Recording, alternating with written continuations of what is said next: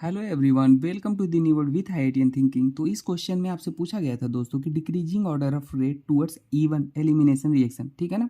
आपसे बता दिया गया था कि इवन रिएक्शन का रेट बताइए, ठीक है।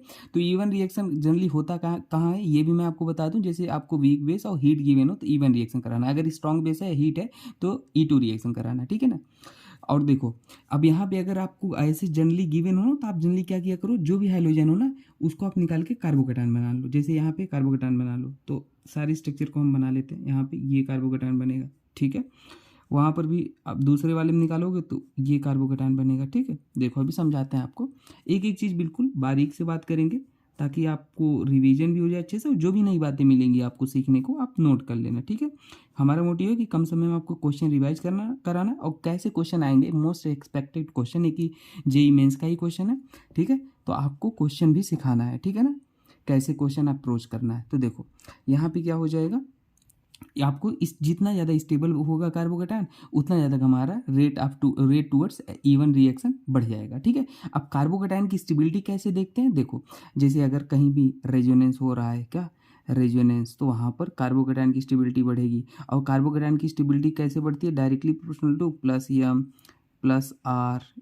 मेसोमेरिक रेजोनेंस एक ही होता है, प्लस मैंने लिख दिया है, डिफरेंस होता है थोड़ा सा, वो मैंने डिटेल पढ़ा रखा है आईआईटीएन थिंकिंग चैनल पे, यहाँ पे प्लेलिस्ट में देख लेना। तो कार्बोकेटायन की स्टेबिलिटी ये इसके डायरेक्टली होता है, ठीक है। अब देखो, अब यहाँ पे आप देखोगे ना, तो अब यहाँ पे आप क्या करो ना, सबसे पहले थोड़ा एक स्टेप आगे बढ़ जाओ, ठीक है ना। एलिमिनेशन रिएक्शन करा के देखो, जैसे कैसे कराओगे आपको देखो मैं सिखाता हूँ। देखो ये यहाँ पे ये वाला है ना कार्बोकेटायन, तो यहाँ पे क्या बन सकता था, यहाँ पे एल्कीन आप बनाओगे, ठीक है ना। तो एल्कीन अगर बनाओगे तो कौन सा एल्कीन बनाओगे, मैं ये यहाँ इधर बना के दिखाता हूँ। देखो यहाँ पे क्या बनाओगे, ये डबल बॉन्ड आएगा, ऐसे आएगा, क्योंकि यहाँ का हाइड्रोजन उठ के ऐसे चला आएगा तो ये डबल बॉन्ड बन जाएगा, ठीक है।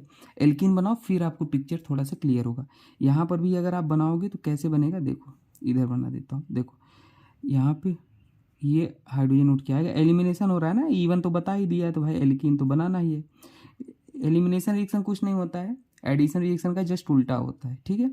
यहाँ पर अगर बनाओगे तो यहाँ पर क्या बनेगा, देखो ऐसे बनेगा, और इसका वाले का बनाओगे तो यहाँ पे ऐसे बनेगा, ठीक है।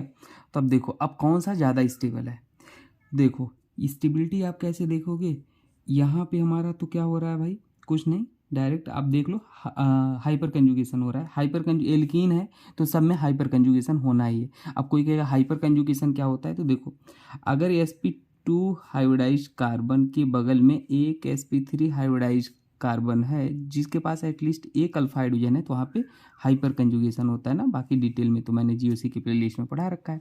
तो सब में देखो ये एल्कीन है तो sp2, इसके बगल sp3 है तो हाइपर कंजुगेशन सब में हो रहा है।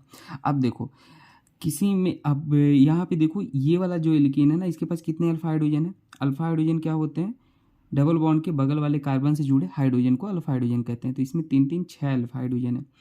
अब यहाँ पे देखो, यहाँ पे तो भाई दो डबल बॉन्ड है, हाइपर कंजुगेशन छोड़ो, यहाँ पे हाइपर कंजुगेशन हो रहा है पर यहाँ पे क्या हो रहा है, रेजोनेंस हो रहा है। अब कहोगे सर अब कैसे डिसाइड करें, तो सबसे पहले जो ऑर्डर होता है ना, रेजोनेंस देखते हैं, फिर क्या देखते हैं, हाइपर कंजुगेशन देखते हैं, फिर इंडक्टिव देखते हैं, और रेजोनेंस ही क्या होता है, एक तरह का मेसोमेरिक होता है, ठीक है। तो यहाँ पे दो डबल बॉन्ड आ गया, ज़्यादा रेजोनेंस होगा ज़्यादा स्टेबल होगा, ठीक है। अब कहोगे सर यहाँ पर भी तो दो डबल बॉन्ड है, हाँ डियर, लेकिन यहाँ पे जो कार्बोकेटायन है वो कितने डिग्री कार्बोकेटायन है, वो 1 डिग्री कार्बोकेटायन है, क्योंकि ये कार्बोकेटायन एक कार्बन से जुड़ा है।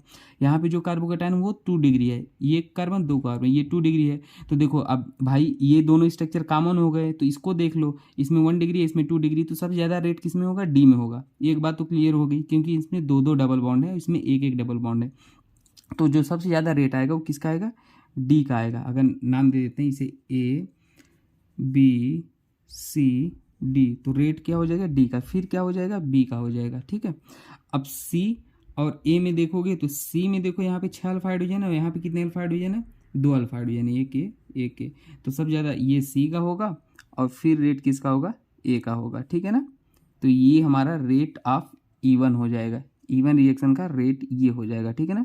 अच्छा क्वेश्चन था, आप इसे याद रख लेना, ठीक है ना। कैसे अप्लाई करेंगे, बाकी अगर किसी को हाइपर कंजुगेशन इंडक्टिव मेसोमेरिक में दिक्कत है तो मैंने जीरो से पढ़ा रखा है प्लेलिस्ट में, जीओ से पूरा आप देख लेना, ठीक है। तो ये हो गया रेट ऑफ इवन रिएक्शन। ठीक है, कुछ डाउट हो कमेंट सेक्शन में पूछ लेना। ओके दोस्तों, मिलते हैं नेक्स्ट वीडियो में। ठीक है, थैंक यू।